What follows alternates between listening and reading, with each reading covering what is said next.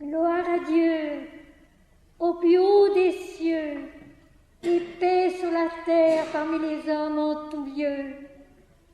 Gloire à Dieu, au plus haut des cieux, et paix sur la terre parmi les hommes en tout lieu. Notre Père qui es aux cieux, que ton nom soit sanctifié, que ton règne vienne, que ta volonté soit faite sur la terre comme au ciel. Donne-nous aujourd'hui notre pain quotidien. Pardonne-nous nos fautes comme nous les pardonnons à ceux qui nous ont offensés. Ne nous laisse pas tomber dans la tentation, mais délivre-nous du mal, car c'est à toi qu'appartiennent le règne, la puissance et la gloire au siècle des siècles. Seigneur, merci. Seigneur, merci. Seigneur, merci. Seigneur, garde-nous des cœurs reconnaissants en Jésus-Christ. Seigneur, bénis tous tes enfants. Seigneur, bénis tous tes enfants. Prends pitié des hommes. Que ta miséricorde et ta grâce, ta lumière et ton amour, ta sagesse et ta vérité descendent dans tous les cœurs. Seigneur, béni soit ton nom. Béni soit ton nom à jamais. Mon Seigneur et mon Dieu. Mon Seigneur et mon Dieu. Amen.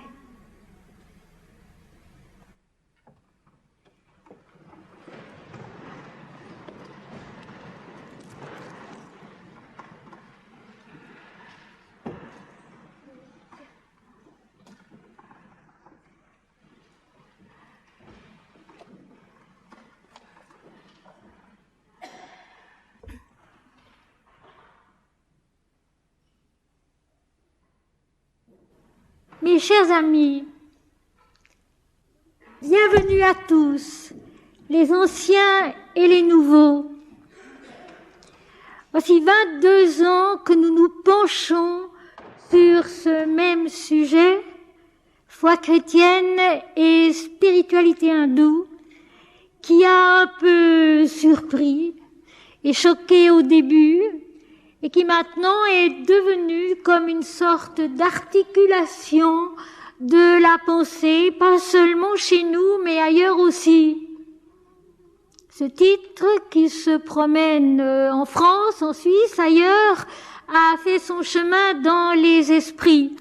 Et je répète, je précise qu'il ne s'agissait pas du tout d'une étude comparative des deux spiritualités, pas du tout d'une étude comparative, mais au fond, suivre chacun des deux chemins aussi loin que possible et s'apercevoir que, en réalité, ils ne sont qu'un seul et le même, ils vont dans la même direction, l'élévation de l'homme, l'élévation de l'intelligence, de la pensée, du cœur de l'homme, de la conscience de l'homme, vers l'esprit où il découvre ce que ce soir, pour commencer, j'appellerai simplement autre chose. Où il découvre autre chose que ce qu'en général on cherche, on croit, on cultive en soi, des idées un peu toutes faites, des notions un peu toutes faites. Par l'élévation de la recherche intérieure, l'homme découvre autre chose. Et il s'aperçoit que cette autre chose est plus vraie, est plus stable, est plus fort, est plus beau, est plus lumineux que tout ce qu'il apprend, comprend et trouve ici-bas. Avant de commencer notre sujet de ce soir, je veux vous lire 2 poèmes tirés des Sentiers de l'âme que nous connaissons bien, qui sont devenus un peu les textes rituels de nos rencontres. Le premier se situe à la page 27 des Sentiers de l'âme et le second se situe un peu plus loin. dispose ton cœur à la retraite. Ne fuis pas le monde, mais au milieu de ses vastitudes, retiens ton souffle, offre ta pensée au jour qui descend sur elle de partout, secret et radieux. Immobile, recueille-toi, enferme dans ton âme le trésor de sa piété. N'attends rien d'autre que la réponse qui va fondre sur toi et te saisir. Tu ne peux savoir d'où elle vient, mais tu connaîtras en elle toute chose. Avec une grande douceur, soumets-toi. Soumets ton corps, ta vie, tes gestes, soumets ta faim au Seigneur qui sait tout. Sois son enfant. Sois son ami, lève la tête et réponds-lui gaiement. S'il t'appelle un jour par ton nom, ouvre ton cœur et contemple sa face. Contemple et sois ce visage de paix qui voit Dieu. Pour l'instant, à genoux, avec patience, reste sans bouger. Fixe ta vie au chapelet de ta prière, jour après jour, fidèlement. N'attends rien d'autre que la force qui pour toi la répète, inlassablement de l'aube à la nuit, qui la reprend dans l'obscurité. Un jour, elle éclatera d'elle-même ta prière, elle se brisera dans un étincellement de beauté, et ton cœur enivré s'écoulera dans sa lumière jusque à l'infinie bleuté. Ne songe pas alors qu'elle fut la dernière, la plus pure. Dis-toi que chaque aurore est la première de tant d'autres pour l'âme qui contient l'éternité. Ne songe pas alors qu'elle fut la dernière, la plus pure. Dis-toi que chaque aurore est la première de tant d'autres pour l'âme qui contient l'éternité. Et puis page 39, écrit il y a bien longtemps en écoutant un passage de la Passion selon saint Matthieu de Bach, prélude des premiers chœurs. À genoux dans l'aube, sous la blancheur du ciel mystique, sois le cierge qui brûle avec tranquillité. La flamme et le silence et la cire est ton cœur. Dans la profondeur de ton âme, deviens l'amour. Ô toi qui fus la vie incertaine et fragile, tu sens ton corps se durcir tel un roc. Impassible, tu sens éclater la lumière dans le secret de ta ferveur. Tes pas dans la clarté d'un sol brûlant se creusent. Tu vas sur le chemin des enfants radieux. Une oraison t'habite et le Seigneur te guide. Deviens l'autel de vérité. Tu te tairas désormais sur la place. Parmi les hommes agités, tu te tairas. Élevant vers le ciel ton visage d'aurore, tu sentiras le souffle heureux des anges sur ton front. Tu toucheras le jour de tes mains pures. Tu boiras l'eau d'une source d'azur. Ton corps léger frôlant la mort croira saisir le manteau d'un ami. Ignorant les combats où la détresse crie, tu souriras la nuit aux épines des bois. Tu béniras la soif qui dessèche ta gorge. Tu donneras ton pain aux chiens qui pleurent. Tu marcheras longtemps sans lassitude. Le temple qui t'attend est encore loin, mais la distance est courte. Tu rêves sur la route au merveilleux éveil de ton âme. Tu n'attends pas le jour. Tu ne crains pas la nuit. Tu vis silencieux sur la terre d'amour. Plus rien ne peut changer pour toi. Tu es cela qui tout contient sereinement. Et dans ton voyage immobile, tu possèdes l'immensité.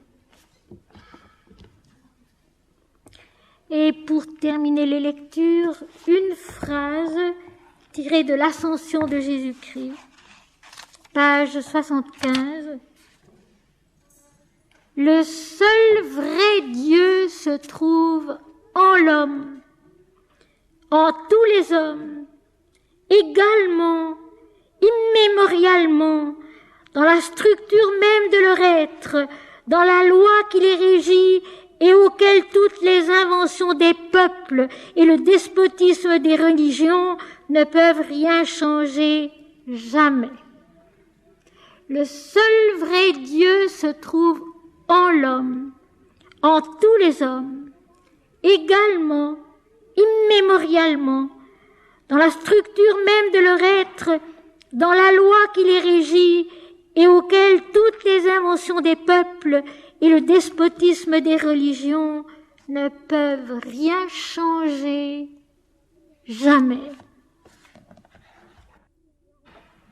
Et puis, dans l'exégèse spirituelle de la Bible, Apocalypse de Jean, tome 1er, page 180, l'amour et la vérité. L'amour et la vérité. Celui qui vit dans l'amour vit dans la vérité. Même en face de la connaissance intellectuelle des Écritures, l'humilité révélatrice de la vérité commence par ces mots: je sais seulement que je ne sais rien. L'amour et la vérité. Celui qui vit dans l'amour vit dans la vérité. Même en face de la connaissance intellectuelle des Écritures, l'humilité révélatrice de la vérité commence par ces mots: je sais seulement que je ne sais rien. Tout est à apprendre, à rapprendre à chaque pas et jusqu'au bout de l'existence.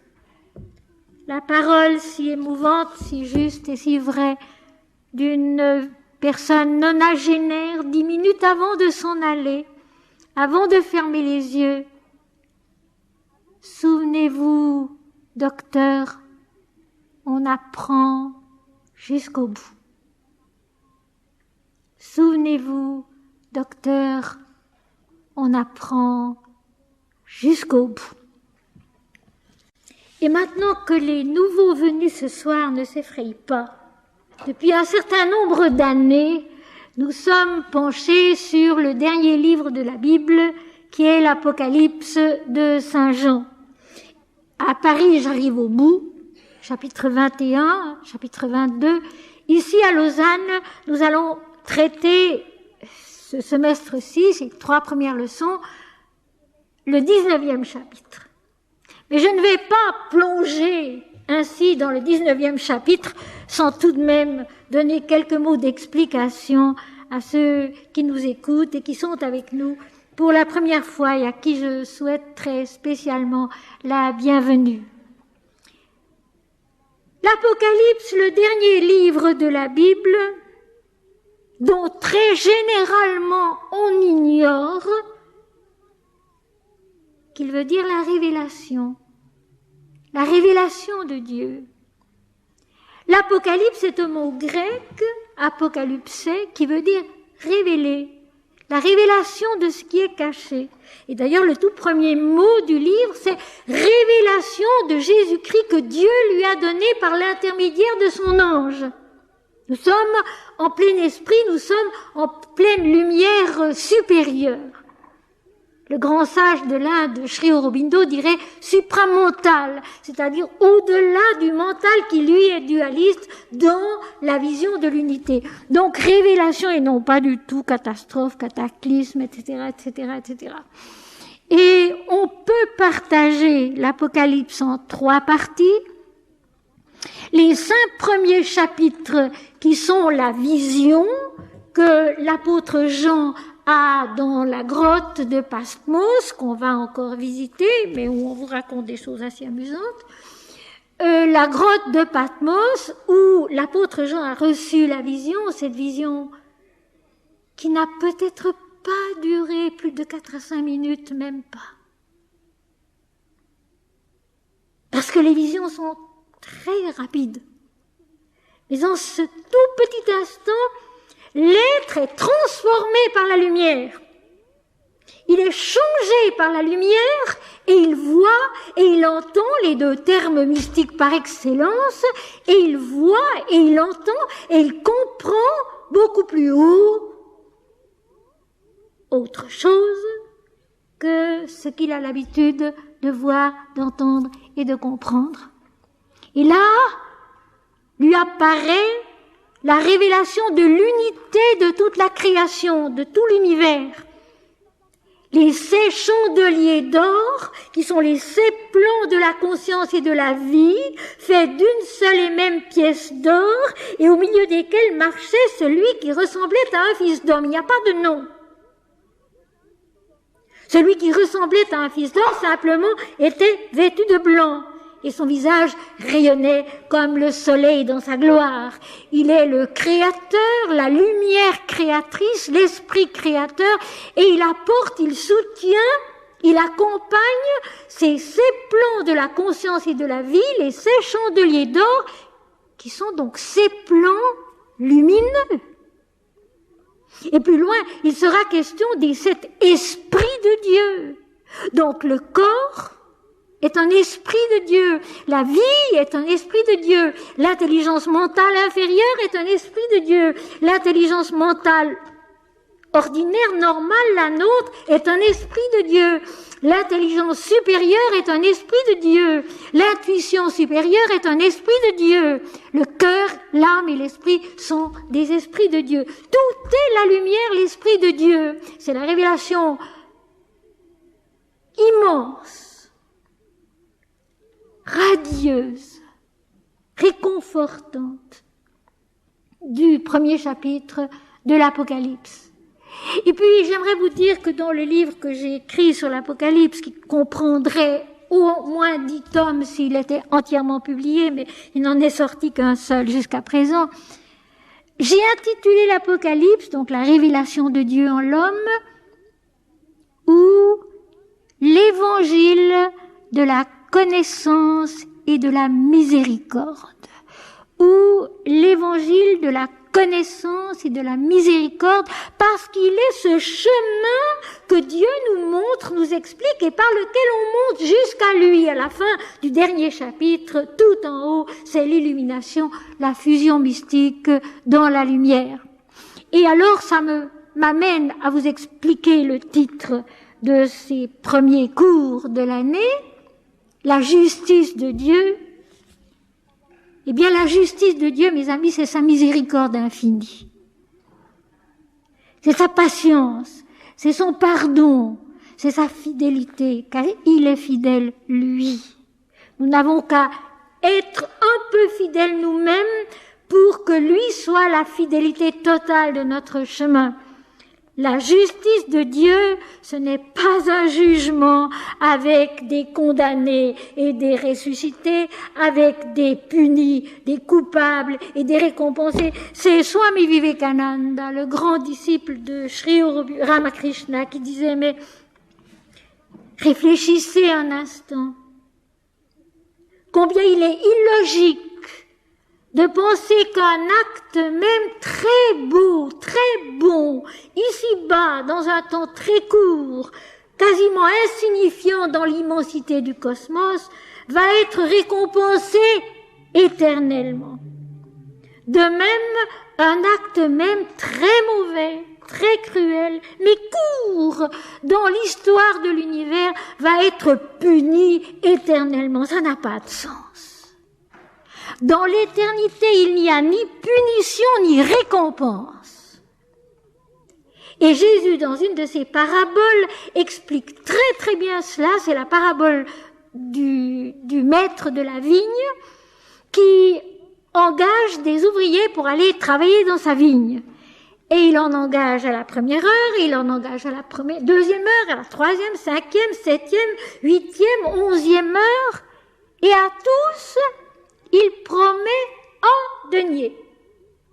Et à la fin de la journée, quand le travail est terminé, les ouvriers viennent vers le maître et reçoivent tous un denier. Et vous imaginez bien que parmi les ouvriers, il s'en est trouvé pour être mécontent de ce que celui qui n'avait travaillé qu'une heure, ou pas même peut-être une demi-heure, reçoive un denier, alors que celui qui avait peiné 12 heures dans la chaleur du jour, c'est dit dans le texte, reçoive aussi un denier.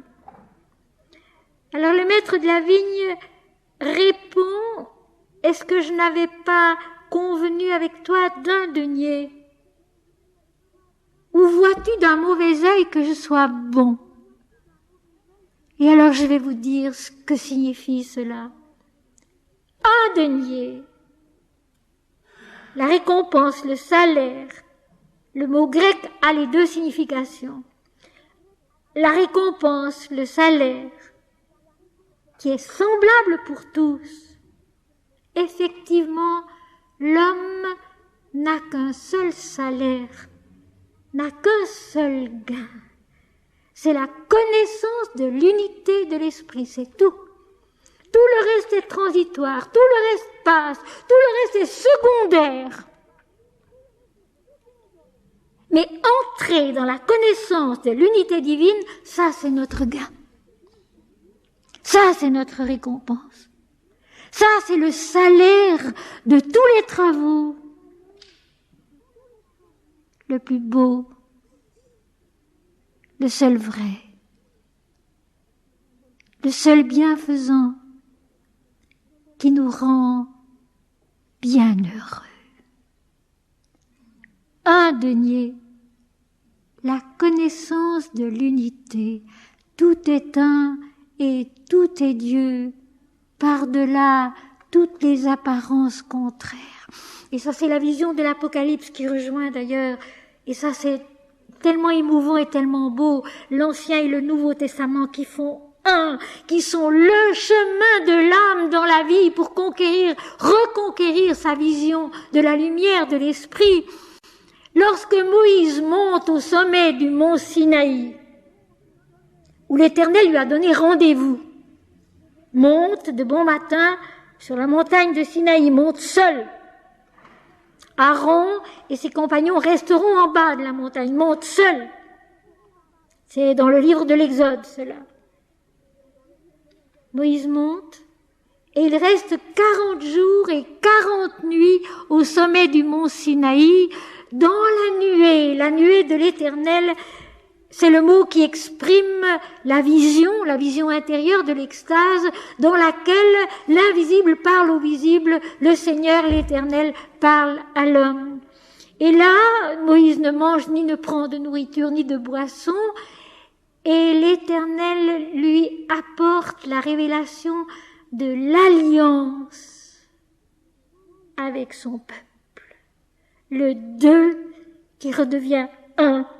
Et en hébreu, Bérite veut effectivement dire l'alliance, mais plus exactement le deux qui redevient un. L'alliance avec son peuple, et ce peuple c'est le monde entier, ce n'est pas seulement le peuple d'Israël. Nous aurons l'occasion de préciser cela à d'autres moments, mais ce n'est pas seulement le peuple d'Israël, c'est le monde entier. Un saint Augustin va jusqu'à affirmer que Jésus a toujours existé avant la naissance du premier homme. Et Jésus lui-même le dit, Jean chapitre 17, verset 24, « Père, tu m'as aimé avant la fondation du monde. » Et au chapitre 8, verset 58, le Christ dit aux pharisiens, « Je vais vous le dire en vérité, avant qu'Abraham fût, je suis. » Donc, bien avant, il a toujours été, il est l'éternel Dieu en nous-mêmes. jusqu'au 5e chapitre de l'Apocalypse, ce seront les 7 lettres aux 7 églises, les 7 plans de la conscience et de la vie, ce qu'ils sont, ce qu'ils doivent devenir, leur purification, leur accomplissement. Et puis le chapitre 4, c'est la vision du trône de Dieu, et le chapitre 5, c'est la vision du livre scellé des 7 sceaux, que seul est digne d'ouvrir l'agneau qui est devant le trône de Dieu, là, comme immolé. Il n'est pas dit l'agneau qui est là devant le trône de Dieu, immolé, comme immolé, l'apparence de l'immolation, car l'agneau, le terme de l'agneau, c'est un terme de croissance et non pas de mort. Un agneau, un petit enfant, il est là pour grandir et pas pour mourir. Et l'agneau, dans les Écritures, c'est nous-mêmes, notre croissance divine qui doit être accomplie pendant la vie ici-bas. Et puis, à partir du chapitre 6 jusqu'au chapitre 18, ce sont toutes les purifications nécessaires pour que l'homme, péniblement, difficilement, et c'est pour ça que les textes sont parfois terribles, mais tous les textes sacrés sont terribles. Le Mahabharata en Inde est terrible aussi. La Bhagavad Gita est terrible aussi. C'est une lutte fratricide. Cette lutte terrible de l'homme au-dedans de lui-même, parce que c'est là qu'est le combat. Quand le combat cessera à l'intérieur de nous-mêmes, il cessera aussi dans le monde et dans les peuples. Mais il faut que le combat cesse à l'intérieur de nous-mêmes. Et à l'intérieur de nous-mêmes, c'est ce grand combat contre qui, contre quoi. Ce n'est jamais dit dans les 7 lettres à l'Apocalypse, qui se terminent toujours par ces mots, à celui qui vaincra, à celui qui vaincra, à celui qui vaincra. La victoire de l'Apocalypse, qu'est-ce que c'est? Vaincra qui? Vaincra quoi? À celui qui vaincra, je donnerai l'étoile du matin, c'est-à-dire la vision spirituelle, la vision céleste.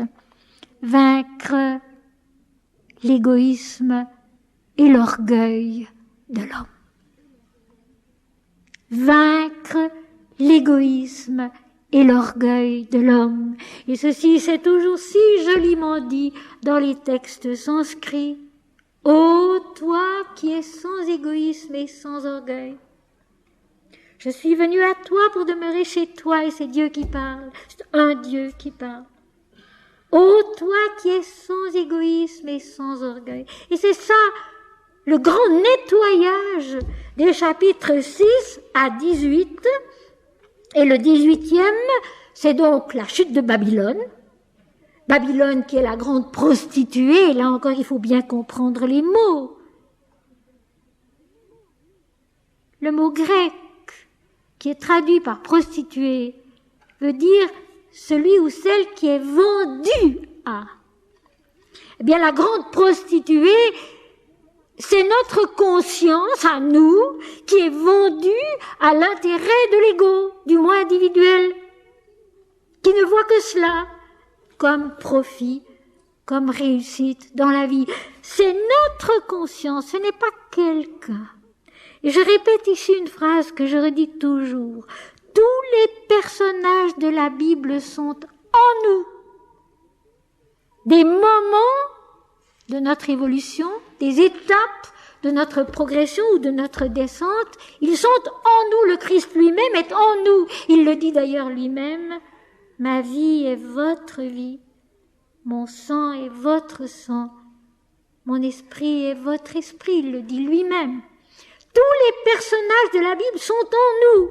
Et Abraham, par exemple, que l'Éternel chasse, au chapitre 11 de la Genèse, que l'Éternel chasse en lui disant « Quitte ton pays, la maison de ton père, tes terres, tes biens, quitte tout cela et va dans le pays que je te montrerai. Laisse tout, aussi tes habitudes, aussi tes affections, ta famille, intérieurement, pars pour aller dans l'inconnu que seul connaît Dieu. Et pour chacun de nous, c'est la même chose. Et je l'ai dit, je le répète, il faut dédramatiser les textes sacrés, il faut les intérioriser, il faut les impersonnaliser, il faut les vivre pour grandir grâce à eux. Et là, je vous lirai une toute petite phrase qui est du réformateur Ulrich Zwingli, qui vivait de 1484 à 1531. Il disait: en écoutant attentivement et de manière engagée les paroles de Dieu, et donc lire les Écritures, en écoutant attentivement et de manière engagée les paroles de Dieu, l'homme devient lui-même Dieu. Il est entièrement transformé et ne sera plus que le lieu de la présence et de l'action de Dieu sur la terre. C'est notre rôle, c'est notre but, devenir quelque chose de Dieu dans le monde, parmi les hommes, par l'amour et un grand esprit de service. Et au chapitre 18 de l'Apocalypse, Babylone, la prostituée, l'impudique et l'impudeur, c'est l'orgueil qui s'imagine qu'elle est la reine de toute la terre, c'est la conscience, notre conscience incarnée, centrée sur elle-même et qui croit qu'elle est souveraine ici-bas, alors que ce n'est pas du tout vrai. Elle a été détruite, elle a été pulvérisée et sa fumée, dira le chapitre 19, monte au siècle des siècles. La fumée, c'est quand il ne reste plus rien. C'est la vanité des choses. Et le mensonge est une vanité éternelle, comme la lumière de l'esprit est une vérité éternelle. C'est la même chose, seulement dans le chapitre 18 de l'Apocalypse, et c'est ça qui est merveilleux. Le mensonge a été révélé, dévoilé sous tous ses aspects, et puis soudain il n'est plus. Sa place ne fut plus trouvée. La vérité a remplacé le mensonge. Et c'est ça qu'il faut comprendre. Il ne s'agit pas de détruire une chose par l'autre, il s'agit de remplacer le mensonge par la vérité. Et le mensonge, dit le texte, n'est plus trouvé. Il est comme n'ayant jamais été. Un peu comme les souffrances d'un accouchement. Une fois que l'enfant est mis au monde, tout est oublié. Il ne reste que la vie qui va grandir, si possible, en joie, en bonheur, en esprit et en vérité. Et dans l'extase, qui est une naissance spirituelle, c'est pareil. Tout ce qui encombrait, tout ce qui était pesant, douloureux, pénible, difficile, sans solution, tombe, disparaît. Il ne reste plus que la lumière de la vérité. Et il semble qu'il n'y ait jamais rien eu d'autre qu'elle seule. Qu'il n'y ait jamais rien eu d'autre qu'elle seule. Et le chapitre 19 auquel nous allons maintenant arriver, c'est justement ce premier apaisement. Après tous les combats, après toutes les purifications, après toutes les ascensions, après tous les dépassements intérieurs, arriver à ce chapitre 19 qui est le commencement de l'illumination. Ce seront les chapitres 20, 21 et 22 qui seront l'illumination totale en 3 séquences, en 3 temps. Tiens, j'y pense maintenant. Ces 3 temps, c'est exactement le samyama des hindous. Le samyama des hindous où en 3 temps, l'homme conquiert l'unité et naît à l'unité. Alors le premier temps, c'est voir. Voir la lumière de l'esprit.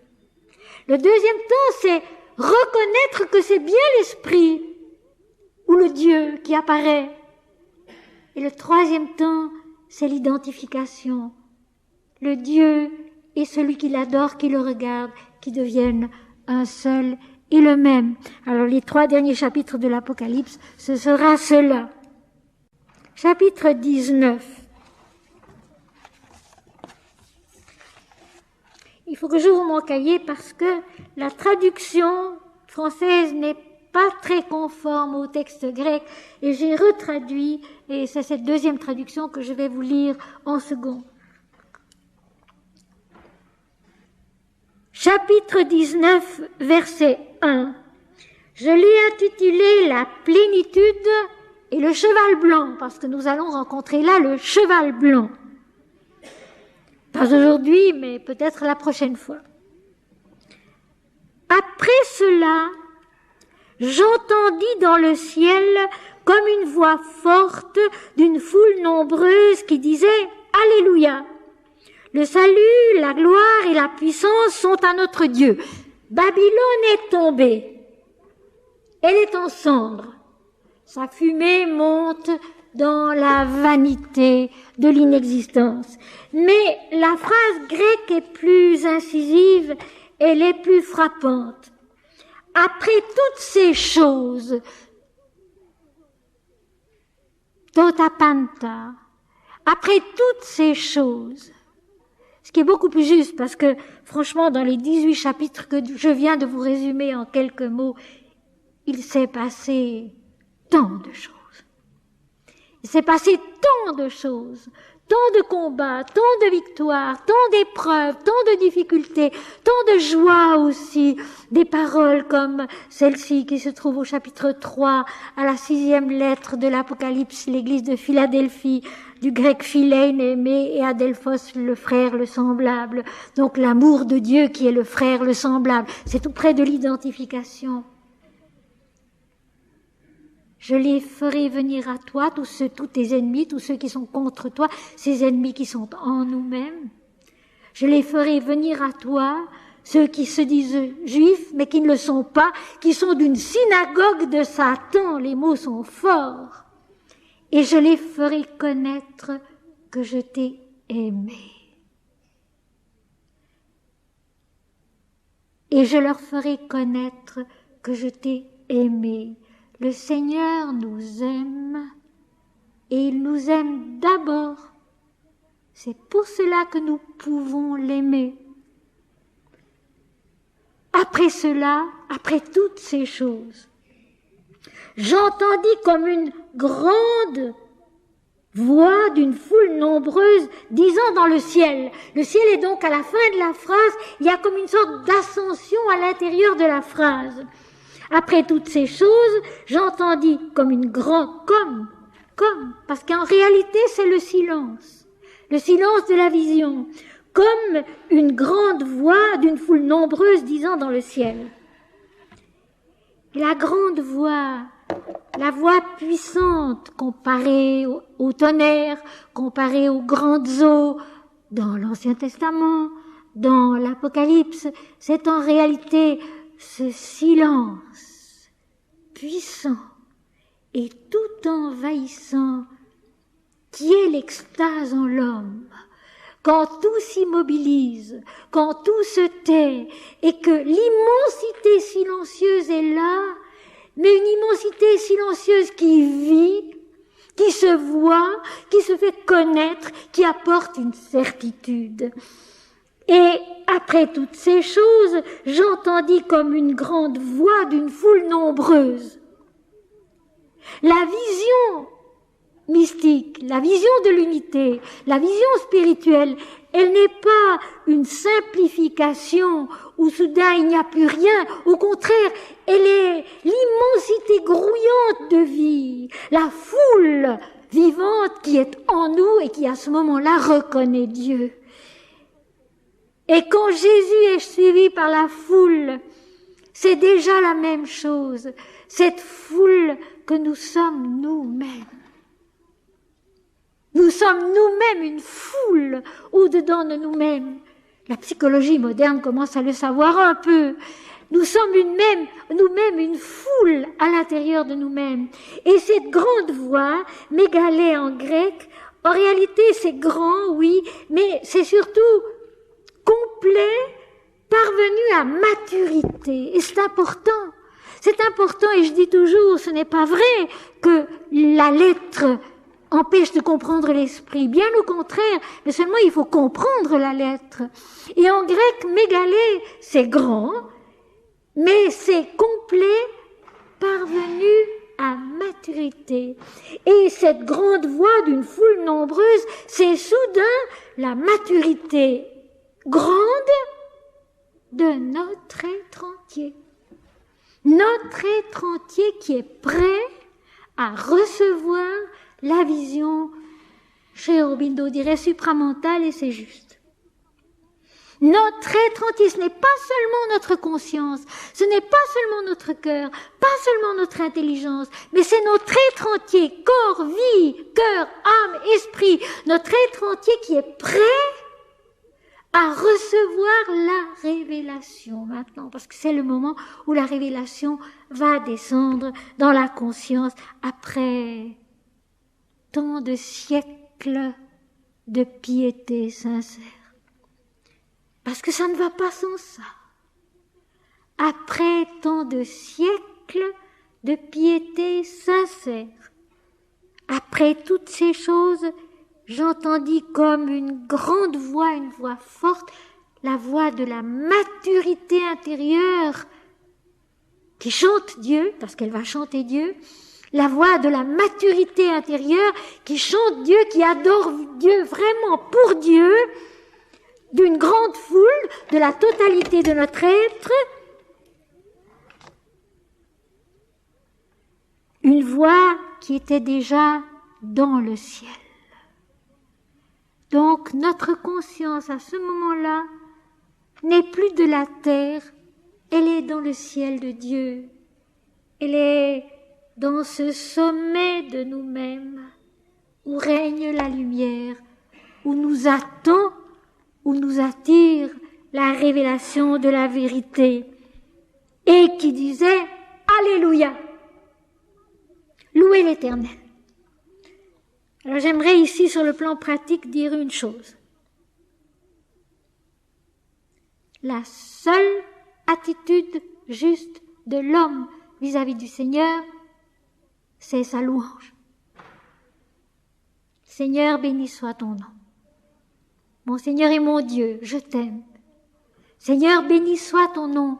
Et pour les personnes qui méditent, qui font une recherche intérieure et qui parviennent à un certain moment à une sorte de contact avec l'invisible, de contact qu'ils sentent vrai avec le Seigneur, au retour de ce contact, une seule attitude est juste, l'adoration.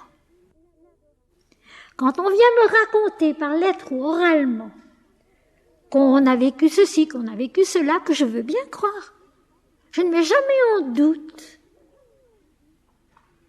la vision ou l'audition ou la joie spirituelle que quelqu'un a pu connaître et a pu vivre. Je ne mets jamais en doute, ça peut être vrai. Mais quand on ajoute « j'ai appris que j'avais une mission dans le monde », etc., etc., alors à ce moment-là, je dis la vision était peut-être juste, mais l'interprétation est fausse. Ça arrive souvent. La vision était peut-être juste, elle était peut-être vraie, mais l'interprétation est fausse.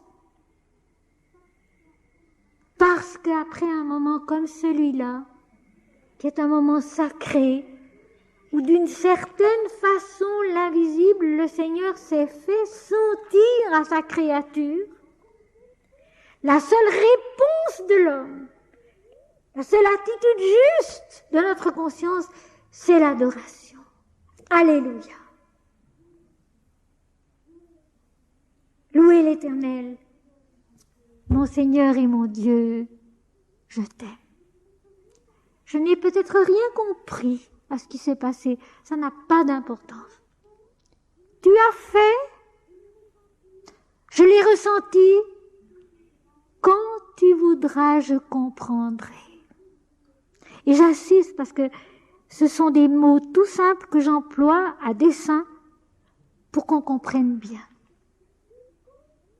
Quiconque donc dans un moment de prière ou dans un moment d'angoisse ou dans un moment de piété sincère après bien des années de prière et de piété sincère et de lecture des Écritures, etc., éprouve, comme Pascal dans sa fameuse nuit,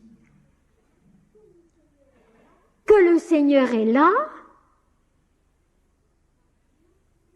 n'a rien d'autre à faire, n'a rien d'autre à dire que Alléluia. Louez l'Éternel, mon Seigneur et mon Dieu, béni soit ton nom. Et moi je n'ai pas compris, je ne comprends pas tout, j'attends. Et personnellement, j'ai attendu 30 ans avant de comprendre. Ce n'est pas long, 30 ans. C'est si peu de choses face à l'éternité. C'est si peu de choses.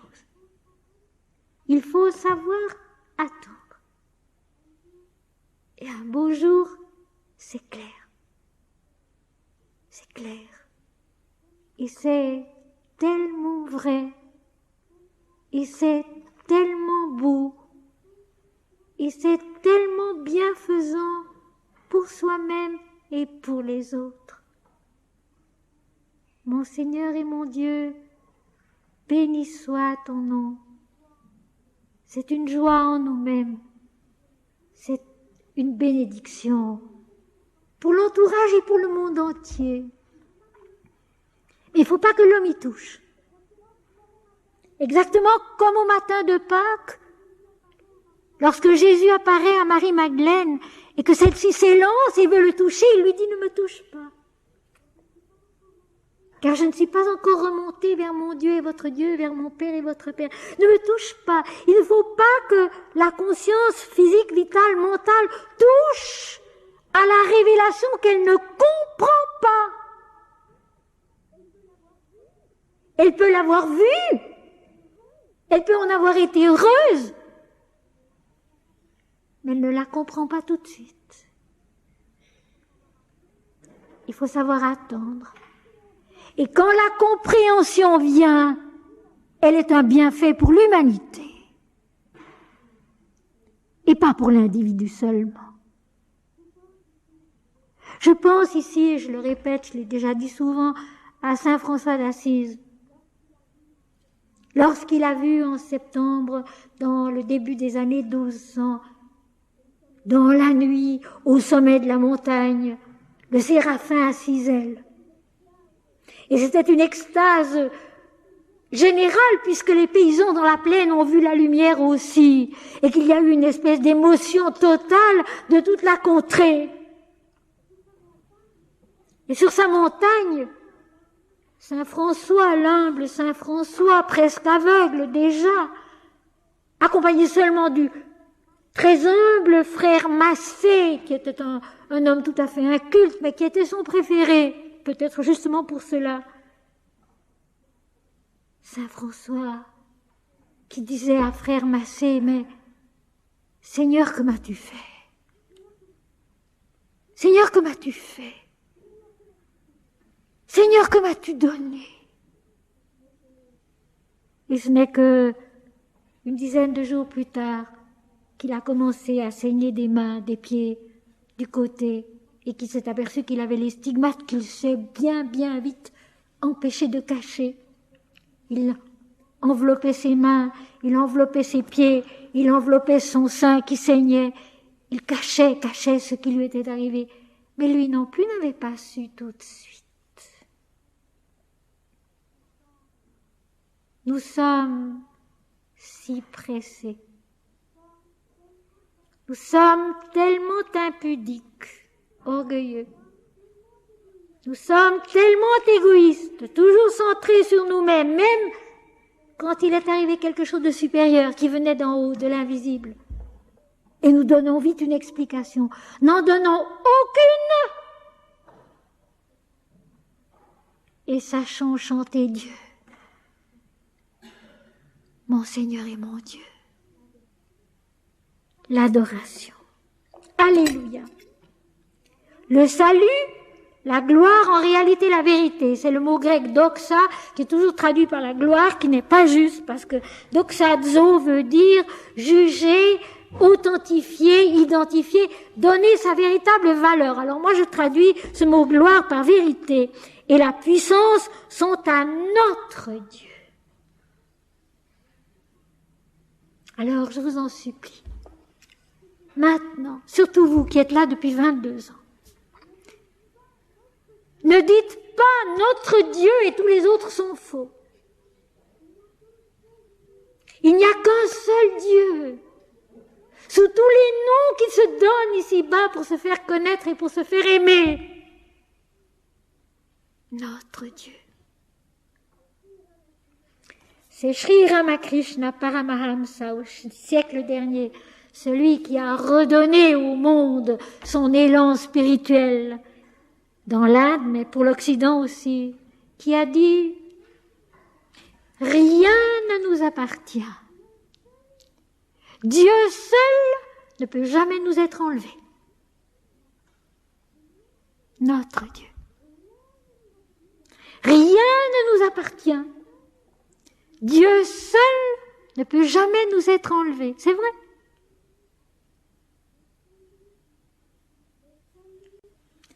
Le salut, bien le salut, c'est la délivrance de la tyrannie de l'ego. Le salut, c'est la délivrance de notre moi individuel, ce fameux moi-je, qui vient toujours tout gâcher.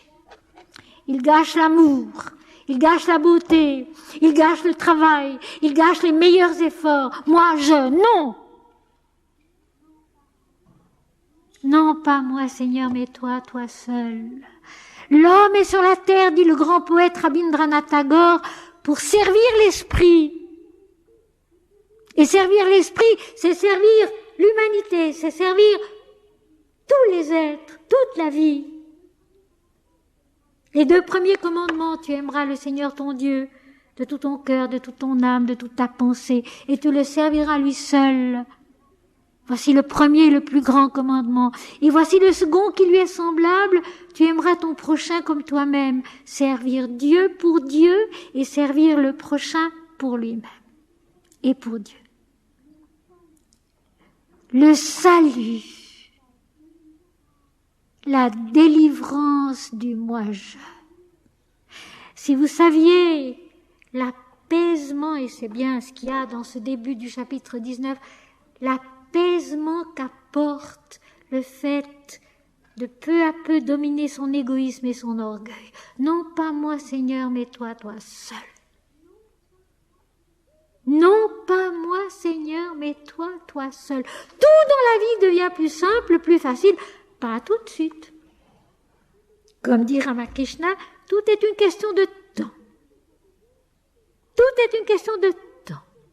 Et il faut beaucoup de temps pour un peu de progrès. Mais ça vaut la peine de s'y mettre. Ça, c'est Mahananda Mahi qui le disait. Se mettre en route et ne plus jamais s'arrêter. Parce que ça vaut tellement la peine. Et ça, c'est toute l'Apocalypse. Et ça, c'est toute la Bible qui se terminera par la transfiguration parfaite de l'homme.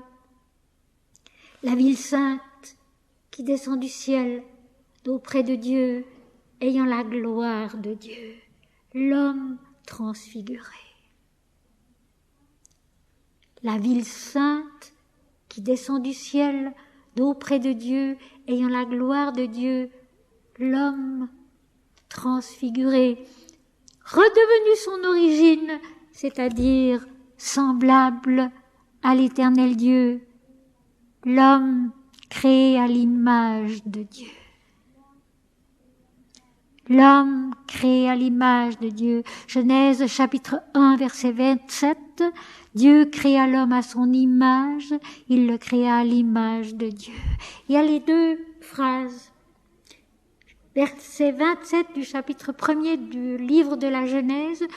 Dieu créa l'homme à son image, la descente, il le créa à l'image de Dieu, la remontée. Tout le parcours, tout le travail de la vie et de la Bible.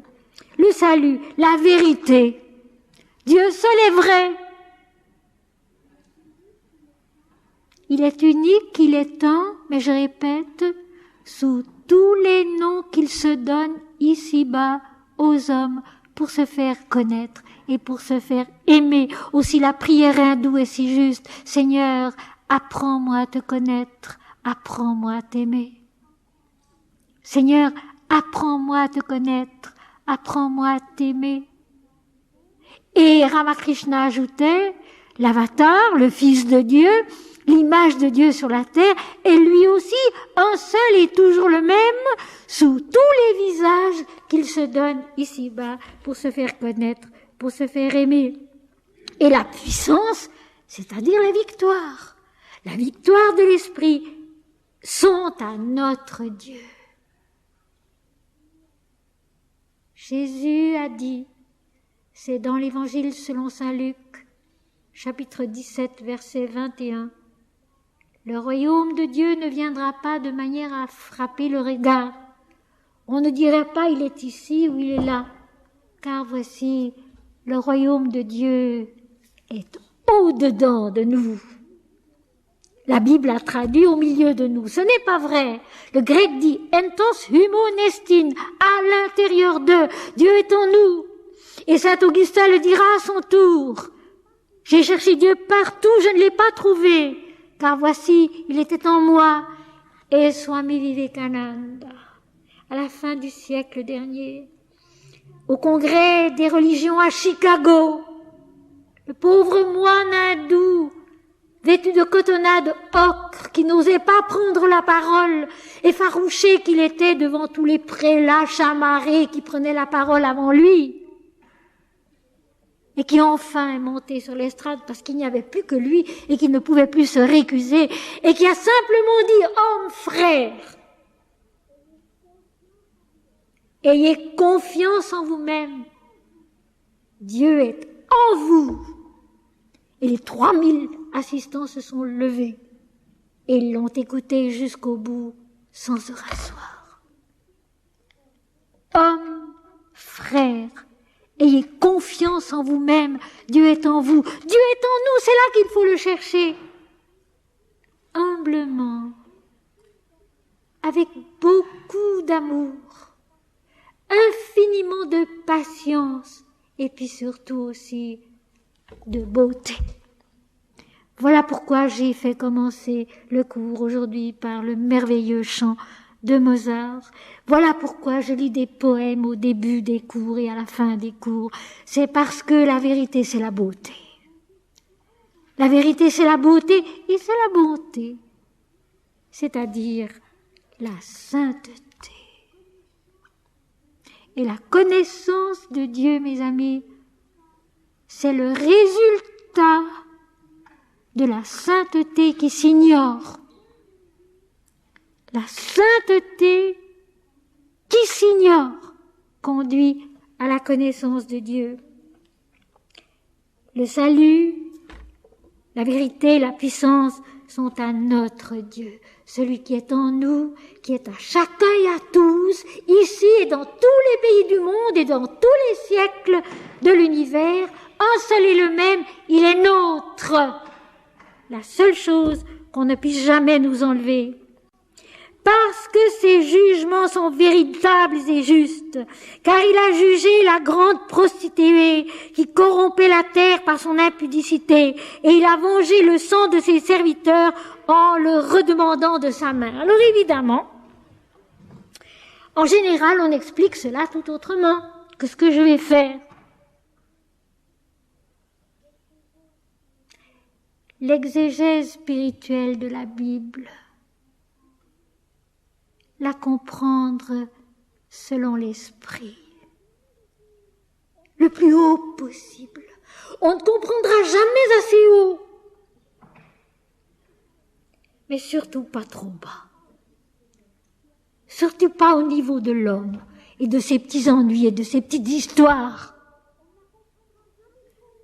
On ne la comprendra jamais trop haut, l'Écriture sainte. Il faut donc essayer de la comprendre le plus haut possible, le plus dépouillé de soi possible, et ne pas voir dans ces termes des personnages qui sont jugés, qui sont condamnés, pas du tout.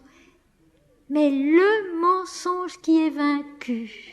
La seule victime des Écritures sacrées, ce n'est pas l'homme, c'est le mensonge.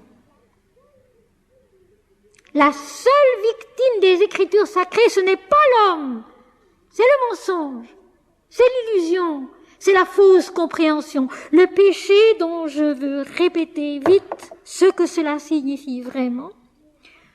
Le péché qui est hatat en hébreu, hamartia en grec et peccatum en latin. Et le dictionnaire latin que j'ai dit bien peccatum, pas péché, alors que le dictionnaire Robert, en 2 volumes, raconte de nouveau que peccatum c'est le péché, etc., etc. Non! Hatat en hébreu, hamartia en grec, peccatum en latin, sont 3 termes équestres qui veulent dire le faux pas du cheval qui trébuche et qui par là manque sa victoire. La victoire de l'Apocalypse qui est la compréhension en esprit et en vérité. Alors nous allons essayer de comprendre ce 2e verset du chapitre 19. Parce que ces jugements sont véritables et justes. Ils sont conformes à la vérité qui est une, qui englobe tout, au terme du pardon, au terme de la miséricorde qui réenfante toute la création à sa réalité originelle et immuable. La miséricorde du Seigneur, qu'est-ce qu'on en a fait? Une sorte de juge qui défend ceci, condamne cela, envoie la mort, l'épreuve. Ce n'est jamais Dieu qui envoie l'épreuve. Ce n'est jamais Dieu qui envoie l'épreuve. Ce sont les hommes qui les fabriquent. Dieu envoie la force de supporter l'épreuve, de la surmonter, de la vivre en grandissant en esprit et en vérité. Moi-même qui ai été si souvent gravement malade, j'en parle d'expérience. Comme le conseillait Sri Ramakrishna, j'ai toujours accepté la maladie. Comme elle venait et comme elle voulait bien évoluer, sans demander la guérison, sans me faire de soucis pour moi-même, je n'avais souvent plus que la force de penser mon Seigneur et mon Dieu, parce que j'avais perdu tout mon sang dans des hémorragies, j'étais là, à jeun, exsangue, on ne trouvait pas ce que j'avais, je n'avais plus de force, mais je me faisais pas de soucis, je répétais au fond de moi-même, mon Seigneur et mon Dieu, mon Seigneur et mon Dieu, mon Seigneur et mon Dieu. Dieu envoie la force de supporter, de surmonter l'épreuve. Il enverra peut-être la guérison, il ne l'envoie pas toujours. Mais ce n'est pas Dieu qui donne l'épreuve, ce sont les hommes. Et on se fait des épreuves à soi-même. On se fait des épreuves à soi-même. Tes jugements sont véritables et justes. De la justice de l'amour. De la justice du pardon, de la justice de la rédemption, de la justice de la résurrection, c'est-à-dire notre renaissance à ce que nous sommes l'éternité, parce que nous sommes l'éternité. Ces jugements sont véritables et justes. Il a jugé la grande prostituée. Notre conscience est la grande prostituée. Celle qui est vendue au culte de l'ego, aux intérêts de l'ego, à ses plaisirs, à son orgueil, à son égoïsme, et qui corrompait la terre. Oh là là, oui. Le monde est corrompu par notre égoïsme, par notre orgueil et par rien d'autre. Et qui corrompait la terre. Ce n'est pas une personne. C'est la conscience incarnée de l'humanité, qui est une, et qui doit devenir une dans la vérité aussi, qui corrompait la terre par son impudicité, c'est-à-dire par son orgueil, par le fait qu'elle ramenait tout à soi, et qu'elle estimait qu'elle était la reine du monde entier, souveraine. La conscience mentale centrée sur l'ego qui s'imagine qu'elle est maîtresse de tout. Alors qu'elle ne peut rien sans Dieu et que les fruits de l'égoïsme et de l'orgueil sont punis de mort, n'engendrent pas la vie, mais engendrent la mort. Et il a vengé le sang de ses serviteurs en le redemandant de sa main. Le mot grec « venger » ne dit pas tout à fait cela. C'est « ekdidasko » qui veut dire « rendre à la vérité ». Ekdidasko, rendre à la vérité, et même à la noblesse. Donc, il a régénéré en détruisant par le feu purificateur, la prière de Swami Ramdas, mort il n'y a pas tant d'années encore dans l'Inde, le cher petit Swami Ramdas, qui était un peu le Saint François d'Assise de notre époque. Swami Ramdas qui parcourait toute l'Inde en chantant le nom de Ram, le nom de Dieu, et qui disait « Ram, allume une grande conflagration pour que tout cet égoïsme et cet orgueil qui sont en moi partent en flammes, partent en fumée ». Il a rendu à la vérité ce qui avait été faussé en mensonge.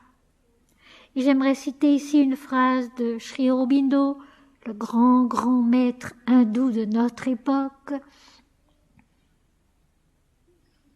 qui disait « L'ennemi de l'esprit, ce n'est pas la matière. » Et je vous ai expliqué souvent que la matière ne s'oppose pas de l'esprit, d'abord elle est faite de l'esprit aussi.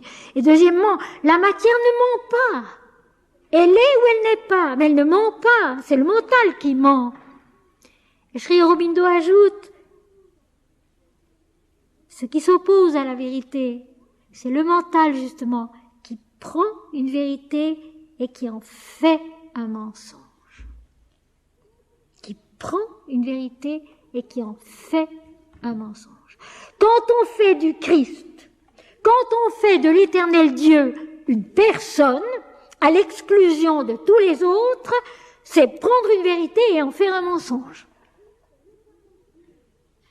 Christ est l'éternel Dieu, le non-né, celui qui a toujours été et qui sera toujours. Il n'est pas quelqu'un en dehors duquel point de salut. C'est faire de la vérité un mensonge. Et nous faisons cela constamment. Donc Dieu a rendu la vérité au sang de ses serviteurs. Ce qui avait été transformé en un mensonge, en une incompréhension monstrueuse par la conscience qui ne reconnaît pas Dieu, ne reconnaît pas la lumière de l'esprit, ne reconnaît pas la sainteté, qui donc a comme détruit l'œuvre de la sainteté sur la terre. Il a rendu le sang de ses serviteurs à la vérité, en le redemandant de sa main, c'est-à-dire de ses actes faux, de ses pensées mensongères. Il a de nouveau effacé le mensonge qui est parti en fumée pour rendre la vérité à ce qui était authentique. Et ceci se passe en nous aussi, mes amis. Il y a des moments où la vie nous purifie par les difficultés, par nos prières. La vie nous purifie de quantité d'erreurs qui se sont quand même amassées en nous, malgré notre bonne volonté. Et puis un beau jour, toutes ces choses-là tombent et nous nous trouvons en face d'un ciel clair où les choses sont plus saines, plus vraies. L'Inde dirait à leur place. Kosméo en grec, ordonné, à leur place. L'univers intérieur s'est réorganisé selon sa vérité divine et chaque chose est à sa place. Et là, nous sommes en paix. Et là, nous sommes heureux. Et là, nous avançons avec confiance. Et là, nous avons tous les courages possibles parce qu'aussi, nous pouvons aimer cet amour que nous allons retrouver encore dans le texte, une seconde fois, l'adoration de Dieu. Et l'adoration de Dieu nous y aide. Si nous prenons l'habitude, le matin et le soir en tout cas, d'adorer Dieu, simplement en disant notre Père qui es aux cieux, que ton nom soit sanctifié, que ton règne vienne, que ta volonté soit faite sur la terre comme au ciel, simplement ça, matin et soir, ou bien tout au long de la journée souvent. Non pas moi Seigneur, mais toi, toi seul. Non pas moi Seigneur, mais toi, toi seul. Mon Seigneur et mon Dieu, béni soit ton nom. Ils dirent une seconde fois, Alléluia. Une seconde fois, gloire à Dieu. Une seconde fois, la louange, qui est la seule attitude juste de l'homme quand il comprend quelque chose de l'esprit, de l'invisible, de Dieu. Alléluia, loué soit Dieu. La seule attitude aussi qui nous apporte la paix, la joie, la confiance, l'amour, quelles que soient les circonstances. Quelles que soient les circonstances. La confiance, la joie, la paix, l'amour, quelles que soient les circonstances. Nous sommes choqués par quelqu'un ou par des événements. Mon Seigneur et mon Dieu, je te le donne. Transforme-le en vérité. Transforme-le en amour. Transforme-le en paix. Et ils dirent une seconde fois, Alléluia. Et sa fumée monte au siècle des siècles. Il y a des points de suspension avant. Ils dirent une seconde fois, Alléluia. C'est l'adoration de la conscience qui voit, qui comprend, qui s'apaise. Et puis la constatation, et sa fumée monte au siècle des siècles, la fumée de la vanité du mensonge terrestre, du mensonge de la conscience mentale humaine centrée sur elle-même. C'est de la fumée! Tous ces bavardages à la télévision, tous ces bavardages dans les radios, tous ces bavardages dans les livres, alors qu'on meurt, alors que le chômage règne, alors que la peur et l'angoisse sont là, tous ces bavardages, de la fumée, au lieu d'actes sacrés. Le sacrifice dans son vrai sens, qui est le cheminement avec Dieu, Advarayajna en sanskrit, le cheminement avec Dieu, le sacrifice dans son vrai sens, qui est accomplir une œuvre sacrée, d'amour, de vérité, de paix. Et sa fumée monte au siècle des siècles. La fumée de la prostituée, la fumée de la vanité de la conscience, centrée sur elle-même et qui n'est que mensonge et vanité. Verset 4.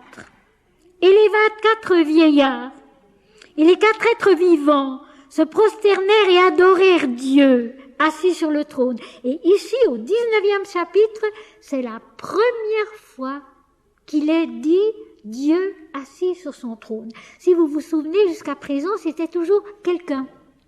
Quelqu'un assis sur le trône dans le ciel ouvert et quelqu'un assis dessus. C'est la première fois ici au 19e chapitre que le nom de Dieu est prononcé. Donc la certitude vient. La certitude vient que c'est Dieu, le Seigneur, que nous ne savons pas nommer autrement, mais qui est notre vie, notre croissance et aussi notre victoire. Alors, les 24 vieillards et les 4 êtres vivants, nous les avons rencontrés au chapitre 4 de l'Apocalypse, autour du trône de Dieu, où quelqu'un était assis. Et les 24 vieillards, ce sont les 24 tattvas de l'Inde, les 24 principes de la création. Et les 4 êtres vivants, ils sont décrits dans le chapitre 4 de l'Apocalypse, c'est le lion, le plan physique, le veau, le plan vital, l'homme, le plan mental, et l'aigle, le plan spirituel avec les ailes déployées. Et le trône sur lequel quelqu'un était assis, mais maintenant la vision sait que c'est Dieu. Le trône, c'est le centre de la vision, de l'extase. Ce centre, cette souveraineté vers laquelle tout converge et en laquelle tout se comprend. Et depuis le début de l'Apocalypse, chapitre 4, autour de ce trône, dans cette vision, dans cette révélation, il y a les 24 vieillards, les 24 principes de la création. Donc toute la création est centrée autour du trône de Dieu, sous sa souveraineté, soumise à lui, à sa loi qui est bonne, à sa loi qui est saine, à sa loi qui est l'harmonie et l'équilibre de l'existence, et les 4 êtres vivants qui sont les 4 éléments de l'homme, le physique, le vital, le mental et le spirituel. Ces 24 vieillards, ces 4 êtres vivants se prosternèrent et adorèrent Dieu assis sur le trône, donc acceptent sa souveraineté. Et nous avons à accepter la souveraineté divine, l'amour divin, sa miséricorde, son pardon, mais sa loi aussi sur tous les plans de notre conscience et de notre vie. Le physique, le vital, le mental et le spirituel, soumis. Non pas une soumission servile, mais pas non plus une obéissance relative qui discute. Une acceptation dans la joie, dans l'amour. Tout ce que je ne comprends pas, Seigneur, tu me l'expliqueras. Tu me le feras comprendre. C'est toi qui es, c'est toi qui sais, c'est toi qui fais. Tout ce que je ne comprends pas, tu me le feras bien comprendre un jour. Mais j'accepte. J'accepte. J'essaye d'obéir par amour. Par amour. J'accepte, j'essaye d'obéir, j'essaye de comprendre, tu me feras comprendre par amour. Les 24 vieillards et les 4 êtres vivants, donc le cosmos entier, sous la souveraineté de Dieu, se prosternèrent et adorèrent Dieu assis sur le trône en disant « Amen, Alléluia ». Donc, Alléluia, louez le Seigneur, l'acceptation, l'adoration. Tiens, je vous dirai ça tout de suite, à propos d'une racine sanscrite qui est précieuse pour comprendre cela. Et Amen, c'est un mot hébreu qui était d'abord un adjectif qui signifiait ferme, véridique, digne de confiance. Et puis ensuite, c'est devenu un adverbe qui a donné que cela soit ainsi, ainsi soit-il. Que la lumière soit, au premier chapitre de la Genèse. Amen. Et dans la bouche de Jésus, lorsqu'il dit Amen, Amen, je vous le dis, etc., il dit en vérité, je vous le dis, c'est-à-dire du haut de la souveraineté de l'Esprit. Du haut de la souveraineté de l'Esprit. Amen, de tout en haut. De tout en haut, du sommet de l'esprit tout conscient et rayonnant. Que cela soit ainsi, louez le Seigneur, que le monde entier loue le Seigneur, que chaque individu vive en louant le Seigneur, en consacrant, en offrant tout ce qu'il fait, tout ce qu'il est au Seigneur. Et une voix sortit du trône disant, louez notre Dieu, vous tous, ses serviteurs, vous qui le craignez, petits et grands. C'est par ce verset-là que nous recommencerons la prochaine fois en novembre. Je relis. Après cela, j'entendis dans le ciel comme une voix forte d'une foule nombreuse qui disait « Alléluia ! Le salut, la gloire et la puissance sont à notre Dieu.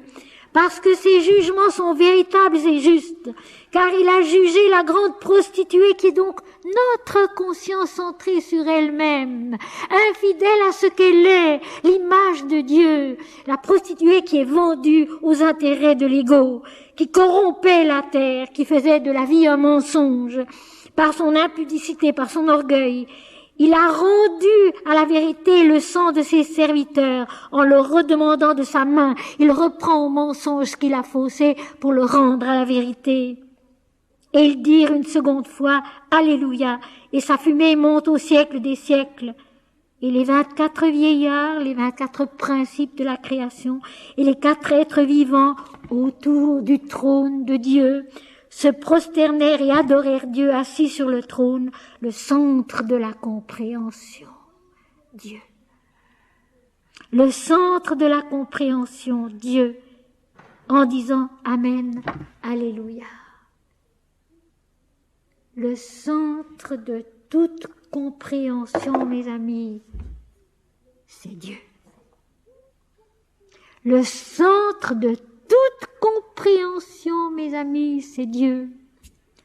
Quand j'avais 16 ans, j'avais dit un jour, si j'étais chef d'État, je ferais commencer toutes les séances politiques par le travail d'un choral de Bach, sous la direction d'un bon chef de chœur, qui apprendrait aux hommes la soumission aux autres et à l'ensemble de l'harmonie.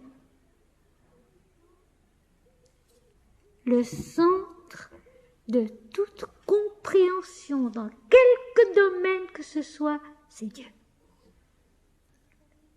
C'est Dieu seul. Et vous savez, on peut aller dans la ville, faire des courses en chantant Dieu dans son cœur. Mon Seigneur et mon Dieu, notre Père qui es aux cieux. On peut faire sa toilette, on peut aller à son travail, on peut travailler dans son ménage ou ailleurs en chantant Dieu. Mon Seigneur et mon Dieu, notre Père qui es aux cieux. Non, pas moi, Seigneur, mais toi, toi seul. Je vais vite vous donner ce que je vous avais promis tout à l'heure. On a encore juste le temps. C'est au début des Sentiers de l'âme où je cite une racine sanscrite. En sanskrit, la racine man veut dire penser, ce qui est un stade d'intelligence, croire, un stade plus élevé, examiner, plus élevé encore, s'imaginer, c'est-à-dire intérioriser, prendre en soi pour se le représenter, comprendre, prendre avec soi, connaître, naître avec et honorer, adorer. Le sommet de l'intelligence, c'est l'adoration. Le sommet de l'intelligence, c'est l'adoration. Et avant de nous quitter, je vais vous lire le dernier poème de quelques aspects d'une sadhana. Lui, cela, quel est-il ? Il est ce grand soleil en toi qui s'éblouit de sa propre substance. Il est cette conscience en laquelle tu t'échappes et à qui rien n'échappe. Il est la loi de qui la soumission est la fille bien-aimée. Il est ce monde et au-delà qu'il enveloppe et qu'il pénètre. Très loin, très au-dessus de toutes les rumeurs de ta conscience, il est un moment sacré où tu pénètres tout à coup dans l'infini. Un soulagement, une épreuve suprême de paix et d'abandon où tu redeviens tout à coup la présence éternelle. Tel il est, lui, cela, qui ne se nomme pas et qui prête à chacun, à chaque terre, à chaque aurore, un peu du nom qu'il n'a jamais porté.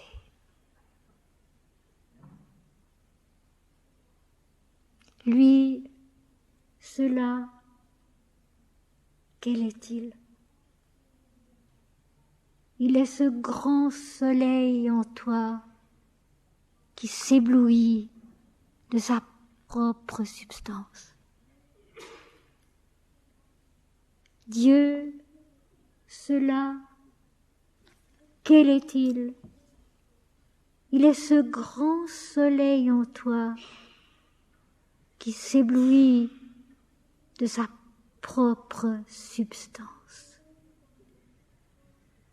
Et sainte Thérèse a dit la même chose, un peu différemment, dans son château de l'âme, les 7e demeures qui sont les demeures les plus hautes et les plus intérieures, et au cœur desquelles il y a ce soleil